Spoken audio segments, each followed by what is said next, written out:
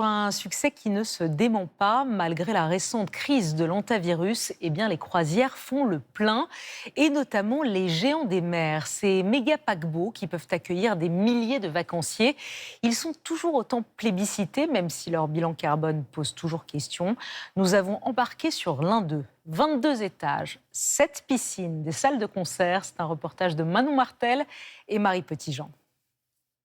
Enfin, on y est, frère. Enfin 6 mois qu'ils attendaient ce jour. Ah ouais. Et là, ça monte tout seul. Ouais, ça monte tout seul.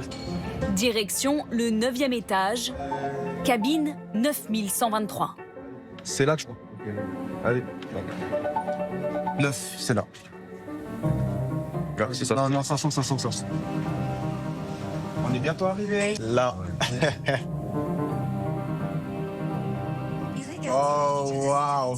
Non, là, c'est vraiment magnifique. Ils ont payé 3 000 € tout inclus pour réaliser leur rêve. Oh, il est incroyable le bateau! Une semaine de croisière. Oh my god! Oh la vue! Waouh! C'est magnifique en vrai. Je sais pas les mots. D'énergie, on a pas trop les mots. J'attends que ça, là, que la croisière elle commence à partir de 18h et de vivre le voyage. 3 000 € pour cette cabine qu'ils devront partager. On va se régaler, ouais. Là, c'est juste pour dormir, passer la nuit et après, on va s'éclater à l'extérieur. Quitter Marseille pour des vacances au large en Méditerranée. Sur ce bateau, de la démesure. Un immeuble flottant avec 6 000 passagers, 7 piscines, des théâtres et à chacun des 22 étages, de la distraction. À bord, tout est hors norme. À commencer par les repas, plus de 20 000 à préparer chaque jour. Des buffets à volonté, mais aussi 7 restaurants, eux, en supplément. Ah, superbe. 40 € par personne pour ce couple de Saint-Étienne. Excellent. C'est leur 2e croisière. Là, ce soir, voilà, on a fait un petit extra sur le restaurant de viande et on n'est pas déçus. À dimension XXL, défi XXL, à la tête des restaurants Francesco Mangio et son organisation millimétrée. Quand tu travailles par terre, tu peux recevoir tous les produits chaque jour. Ici, il faut bien organiser ton opération parce qu'on reçoit tous les produits chaque semaine. La traversée commence de nuit, cap sur l'Italie. Dès l'aube, 2000 salariés travaillent au confort des vacanciers. Un ballet orchestré par Javier Runquera, le directeur de croisière. Chaque matin, tour intégral du navire.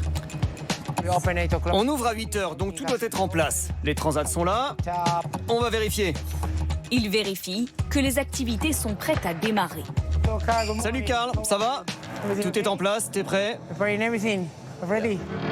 À tous les étages, 300 mètres de long à arpenter.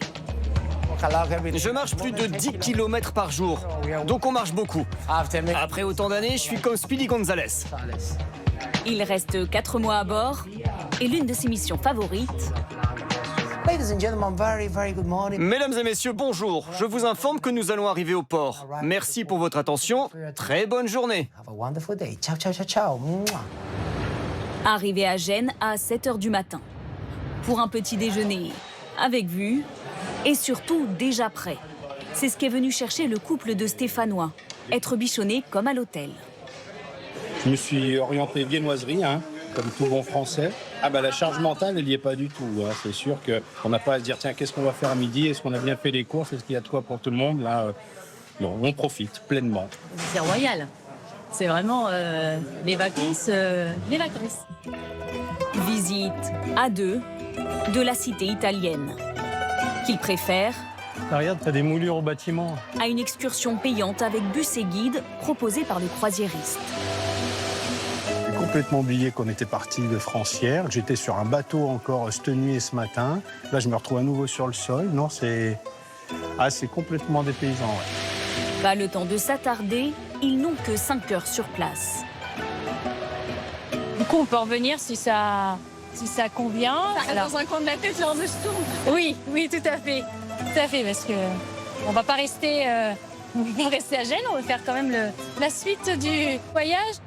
Ne pas rester à Gênes et revenir au plus vite sur le navire.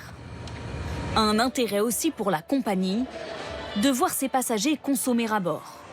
Ici, il y a même une galerie commerciale et un casino. Les deux amis, eux, optent pour une activité gratuite. Ah, incroyable. C'est incroyable. Oh, la sensation, tout. Prochaine escale Naples, à bord de cette ville flottante.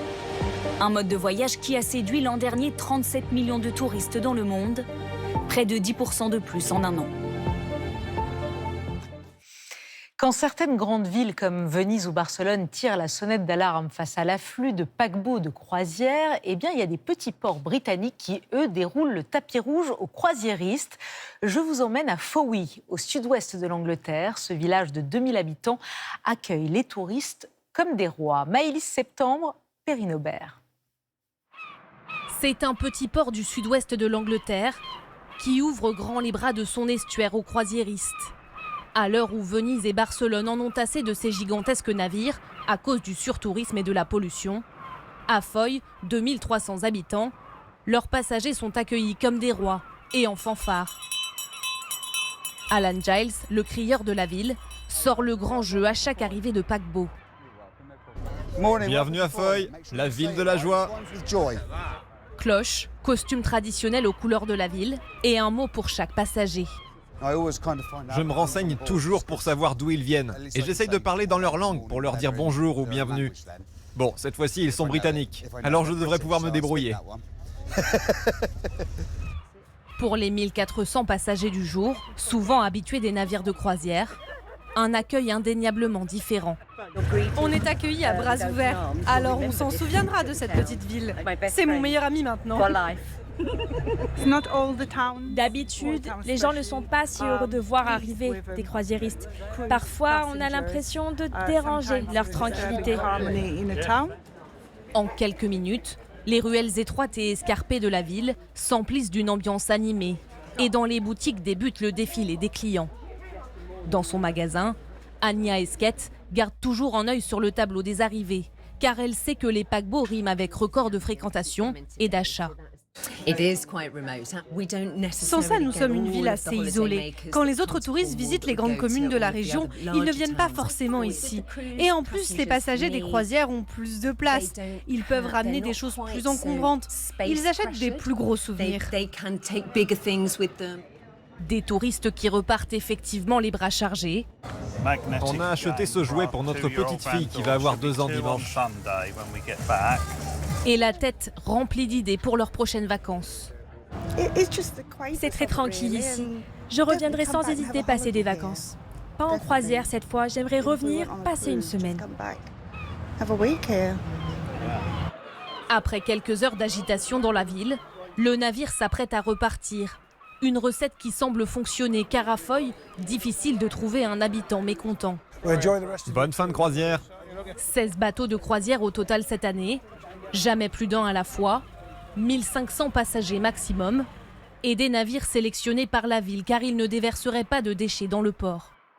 Ils sont équipés de nombreux moyens modernes pour réduire leurs émissions, ce qui fait que leur impact sur l'environnement est vraiment très faible. Et pour comparer avec Venise ou Amsterdam, eux ils accueillent 2, 3, voire 4 énormes navires transportant chacun 5000 passagers. Pour nous ce n'est qu'un seul, ça n'exerce pas la même pression sur notre communauté. Car à la fin de la journée, les habitants reprennent possession de leur ville. Le calme d'un coucher de soleil, comme un spectacle auquel seuls quelques privilégiés peuvent assister. Il n'y a pas que les paquebots géants qui font le plein. Les croisières sur les fleuves ont aussi le vent en poupe. Reportage en Moselle sur un des canaux les plus fréquentés de France, où le business des bateaux de plaisance entraîne, vous allez le voir, des millions d'euros de retombées pour les commerces de toute la région. Claire Colnet, Louise Cléty. Sur les bords de ce canal entre la Lorraine et l'Alsace, Des dizaines de plaisanciers qui chargent leurs bagages, pressés de lever l'ancre. Ce jour-là, une vingtaine de bateaux de location vont quitter le port.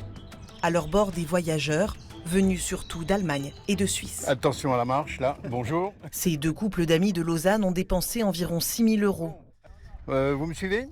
Pour une semaine de navigation sur ce bateau. Ici, vous avez la pression du moteur. Doté d'une climatisation et de cabines particulièrement confortables.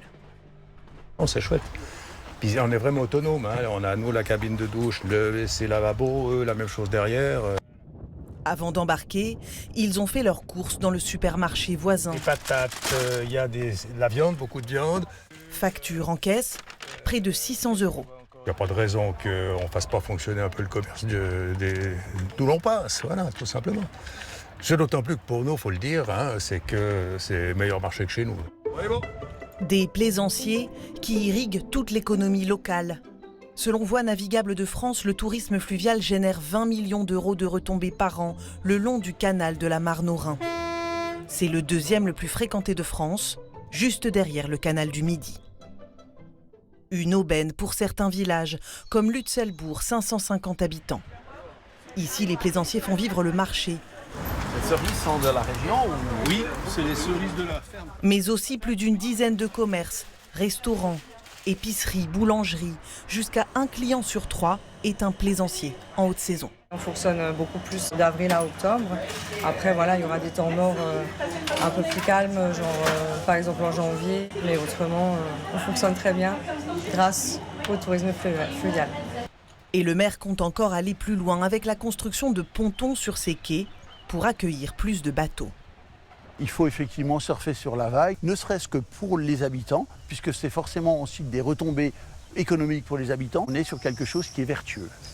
Plus de bateaux et plus d'activités autour du canal. C'est justement l'ambition du capitaine du port de Saverne, quelques kilomètres plus loin. Ces dernières années, il a fait venir plusieurs commerces sur ces quais autrefois désertés. Derrière moi, il y a un bateau-restaurant qui est là depuis quelques années. De l'autre côté, vous avez un glacier. Et devant, donc bar, petite restauration. Et cela marche. Salut Jean-Baptiste. Selon ce patron de bar, le tourisme fluvial a redessiné tout le quartier. Le fait que ça bouge, que le port se développe, ça crée une synergie où vraiment les gens passent par le port de Saverne. Avant d'aller en centre-ville ou ailleurs, ils passent vraiment ici. Chaque année à Saverne, le tourisme fluvial génère près d'1,5 million d'euros de retombées économiques. L'escale est devenue incontournable sur les canaux de l'Est de la France.